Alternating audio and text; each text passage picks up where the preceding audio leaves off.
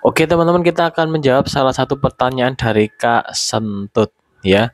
Saya masih setia mantang makanan, tapi setiap hari kembung. Ulu hati menjadi denyut-denyut. Untuk jalan dekat saja langsung denyut-denyut, gak nyaman banget. Bagaimana solusinya? Oke teman-teman, selamat datang di channel ini. Kita akan belajar bersama seputar lambung ya. Baik itu yang ada luka ataupun yang tidak ada luka. Biasanya yang tidak ada luka tuh yang bermasalah adalah asam lambungnya. Biasanya keluhannya itu GERD ya, sesak atau dada panas. Kemudian bisa juga keluhannya itu perut kembung ya. Oke teman-teman, kita akan coba menanggapi salah satu ini ya dari teman kita ya Kak Sentut. Jadi masih setia mantap makanan bagus ya, karena kunci untuk pemulihan keluhan lambung itu harus mantap makanan. Oke, bagus. Tapi setiap hari kembung. Oke, setiap hari kembung berarti asam lambungnya kondisinya belum ideal ya, masih belum kembali ke asam, masih normal atau basah ya. Kemudian ulu hati menjadi denyut-denyut, itu adalah efek, kalau menurut saya ulu hati menjadi denyut-denyut itu kalau menurut saya itu adalah efek dari adanya luka lambung menurut saya ya.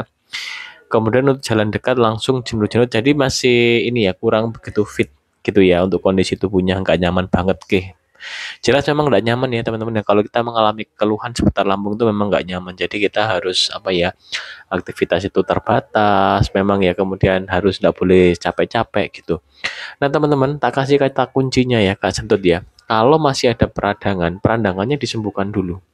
Kak Sentut, kalau tidak ada peradangan langsung konsumsi cuka apel bisa, betain HCl bisa ya. Itu membantu untuk pemulihan pH asam lambung kita.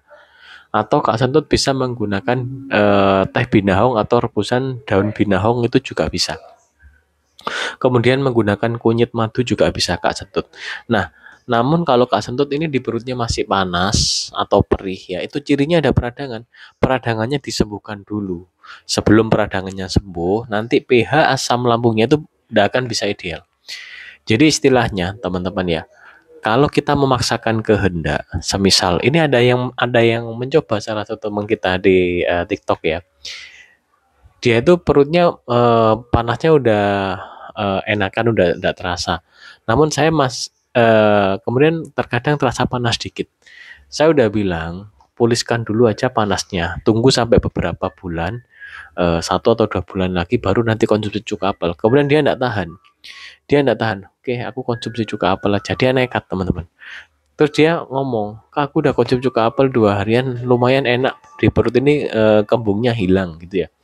Memang kan pH asam lambungnya itu dibantu dengan terapi cuka apel tuh, pH asam lambungnya itu kembali ideal ya.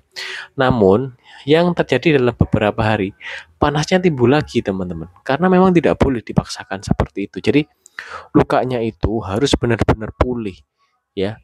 Baru kita bisa mengkonsumsi cuka apel ya.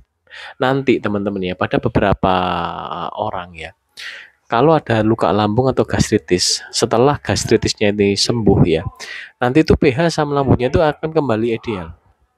Namun untuk beberapa orang yang setelah gastritisnya sembuh, pH asam lambungnya belum ideal juga nih, masih kembung, masih sesak, kita bantu dengan cuka apel atau betain HCl. Gitu, itu terapi. Ya, terapi agar apa? Agar enzim pencernaannya aktif, teman-teman.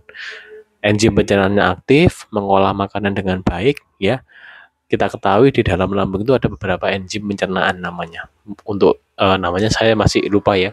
Kalau tidak salah itu namanya enzim apa? Pepsin, enzim udah lupa saya. Mohon maaf ya teman-teman, masih belajar soalnya ya untuk seputar enzim itu. Jadi ketika enzim-enzimnya itu aktif, nanti makanan yang kita konsumsi itu akan langsung dipecah oleh enzim-enzimnya. Semisal memecah protein, semisal memecah lemak gitu ya. Nah, dipecah lagi menjadi partikel yang lebih kecil ya. Oleh karena itu teman-teman saat makan ngunyahnya yang lama biar di sini nih terbantu dengan apa, enzim yang ada di mulut ini nanti biar masuk di sini tidak terlalu keras kerjanya gitu ya. Jadi ngunyahnya lama, jangan 1, 2, 3 kunyahan ditelan, jangan, nanti di lambung ini kerjanya keras nanti ya, jadi lebih keras nanti. Jadi santai aja ngunyahnya 15 sampai 20 kali gitu ya, teman-teman. Oke, gitu Kak Sentut ya. Kata kuncinya kalau masih ada peradangan disembuhkan dulu. Dan sabar, kalau peradangannya belum sembuh nanti akan masih terjadi kembung, nyeri ulu hati itu akan masih terjadi. Ya, karena di lambung ini istilahnya ada luka, harus sembuh dulu lukanya. Oke teman-teman, terima kasih sudah menyimak video ini sampai habis dan mohon maaf apabila ada salah kata. Silakan komen ya untuk video ini atau tanggapan-tanggapan lain silakan. Intinya di channel ini kita belajar bersama seputar lambung. Oke teman-teman, sekian dari saya. Wassalamualaikum warahmatullahi wabarakatuh. Salam sejahtera bagi kita semua.